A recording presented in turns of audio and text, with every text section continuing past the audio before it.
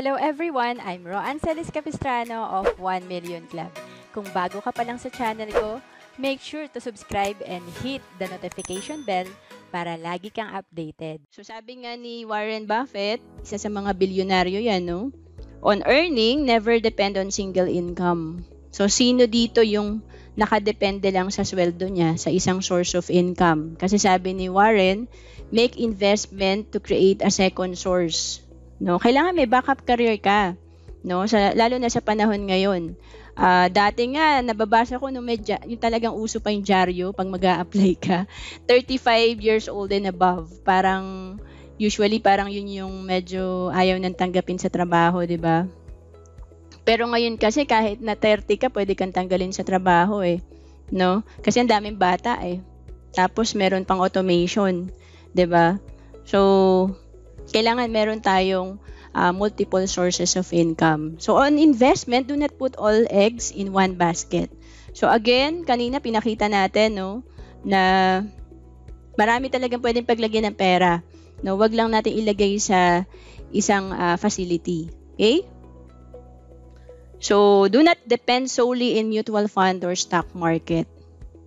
So ako din, gusto kong mag-attend ng seminar before, nagbayad ako ng 6,000 kasi gusto kong matuto mag-invest.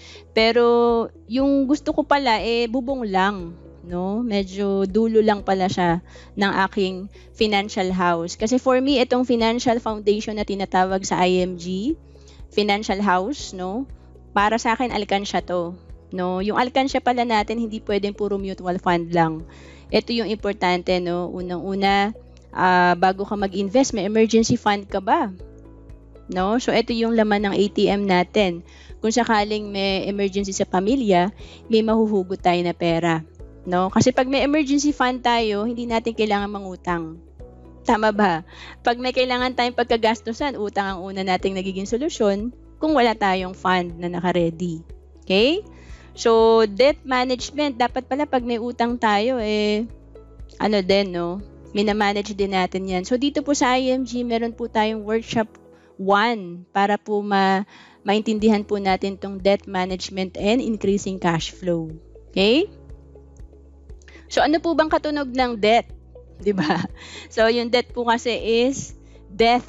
Diba? So, marami pong nai-stress kapag ka nag-compound na po yung kanilang utang. Diba? So, nagkapatong-patong na. No, hindi na makatulog, no? Umiiwas na, ang dami nang iniiwasan, 'di ba? So, may pag-asa po 'yan dito sa IMG, tutulungan po kayo. Marami na po ditong nakabayad ng kanilang utang, naging debt-free po because of education sa workshop, and of course, yung may business din po tayo dito pwede niyong gawin para meron kayong additional source of income. And then protection, ito naman po yung tinatawag natin na life insurance. No? Bakit protection?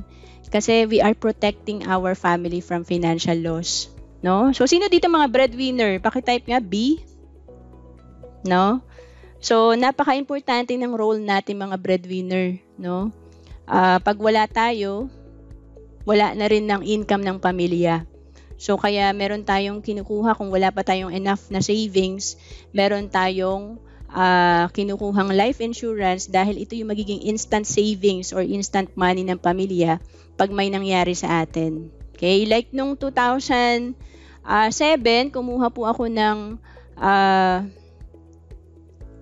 life insurance or VUL. That time single ako.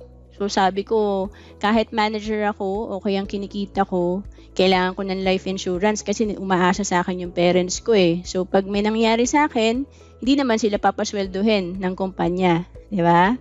So yun po yung purpose ng protection. And of course, healthcare. Dito ko lang nalaman sa IMG na may dalawang klase pala ng healthcare, no? So may short term, ito yung familiar tayo, no? Kasi usually may benefit po sa company na binibigay, no, ng ating employer, yung free healthcare natin, may coverage tayo.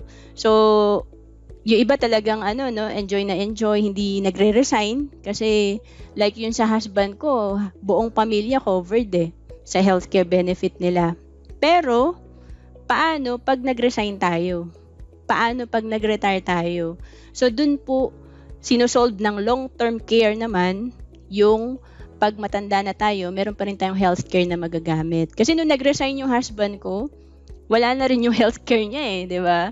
So, buti na lang may long-term healthcare kaming nasimulan. Yun po yung pwedeng maging investment mo na habang ikaw ay hindi pa sakitin, no? Hindi pa nagre-retire, meron ka ng iniipon na tumutubo. Okay? So, again, pakitype nga po long-term care kasi alam nyo po, isang sakit, pwede talaga maubos lahat ng investment natin sa mutual fund, sa stocks, no? Lahat po to babagsak. Okay? Kasi may kakilala po akong ganyan, OFW siya, binenta niya yung investment niya, which is the property, no? Yung nabili niyang bahay at lupa kasi nagkasakit yung anak niya. Okay?